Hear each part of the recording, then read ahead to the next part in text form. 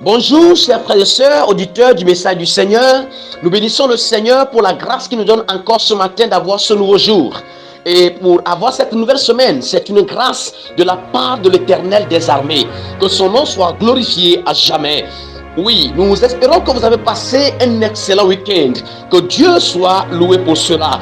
Nous continuons ce matin dans le message du Seigneur, dans ce nouveau numéro, avec la grande tribulation, et qui est l'un des grands événements de la fin des temps qui nous attend. Et Apocalypse, le chapitre 7, verset 14 au verset 17 va nous intéresser. Alléluia. Bien-aimés frères et sœurs, nous poursuivons avec la fin des temps, bien sûr. Ces événements à venir nous sont révélés d'avance dans la souveraineté de Dieu pour notre bonheur. Parlons de la grande tribulation. Tel que nous le disons tantôt, la grande tribulation est un événement qui se produira juste après l'enlèvement de l'Église du Seigneur Jésus.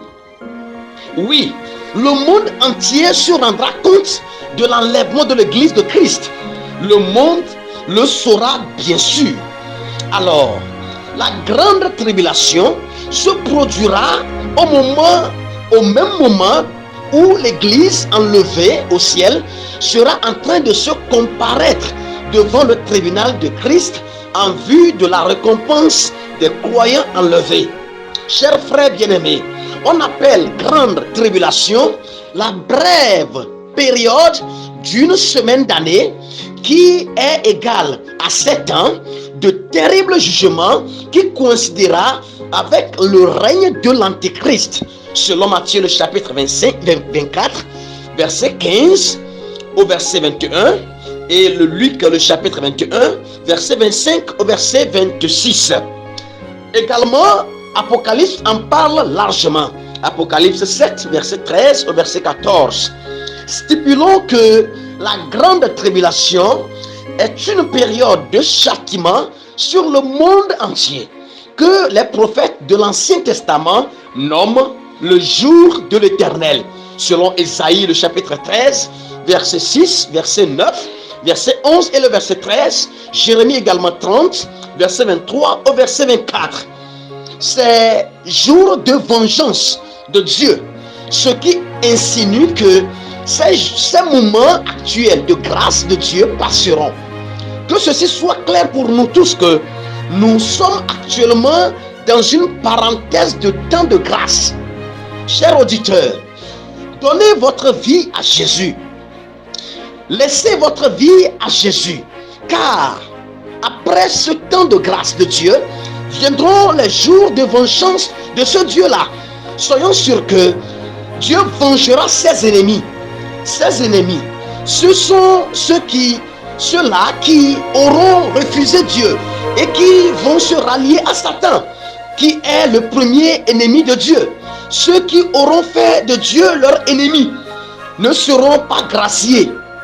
Dieu les vengera. Toi qui m'écoutes, bien-aimés frères et sœurs, répands-toi et ne fais plus de Dieu ton ennemi, et tu auras la grâce de Dieu. Alors, faites tout ce que vous pourrez faire pour être enlevé avec l'Église. Il est bien fort vrai que certains chrétiens, les non enlevés, passeront par cette période terrible de jugement.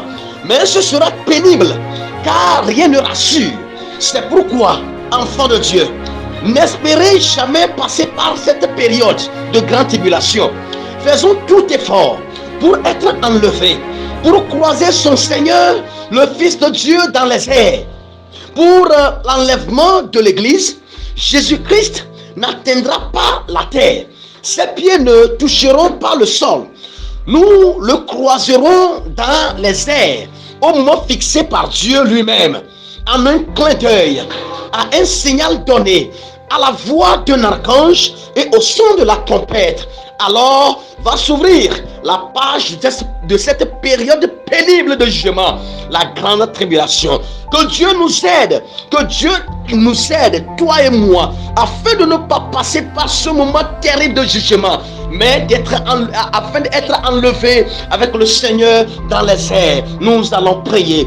Tendre Père, nous voulons te dire merci encore ce matin. Merci pour ta grâce et pour ton amour. Tu nous révèles ces vérités cachées. Tu nous parles de ce qui nous attend, Seigneur, afin de nous préparer pour ton retour, afin de nous préparer pour être enlevés avec toi. Saint d'Israël, aide-nous, Seigneur. Soutiens nos foi éternelle. Tourne un cœur encore ce matin vers toi, afin de toujours se préparer sans faillir, afin de toujours se préparer sans baisser les mains pour vraiment te croiser en ce jour et pour rentrer dans ta gloire au nom de Jésus-Christ de Nazareth. Amen. Chers frères auditeurs, que Dieu vous bénisse. Passez une très excellente journée et à demain.